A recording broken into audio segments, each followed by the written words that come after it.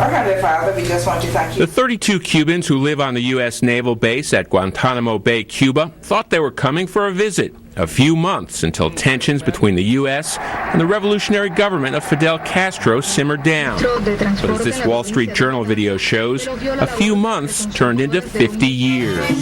For some, crossing the gate meant leaving their old world forever. For Philip Gale, that included his son. When I leave, he was 3 years, 1 month and 5 days old. Now he's 52 years of age.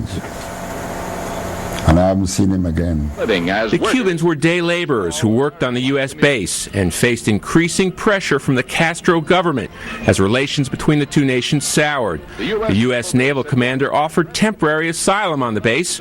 Over the years, barracks turned into houses, and now, for those in their 80s and 90s, an assisted living facility.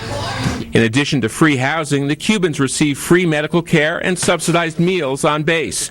Many became U.S. citizens and left to live in America, but others decided to stay on the 45-square-mile base. The Navy take care of us real good here. They don't charge you rent, and a lot of things that they give you here, you know, that if you live somewhere else, you'd have to pay for it. With the current thaw in relations between the U.S. and Cuba, there are renewed concerns over the fate of the 32 Cubans, who are officially known as Special Category Residents, or Special Cats for short. The U.S., some say, has an obligation to those who chose America 50 years ago. If you serve the people of the U.S., you must be protected. I can't imagine that any administration would be so insane as to simply say, oh, we're leaving, we're packing up and leaving.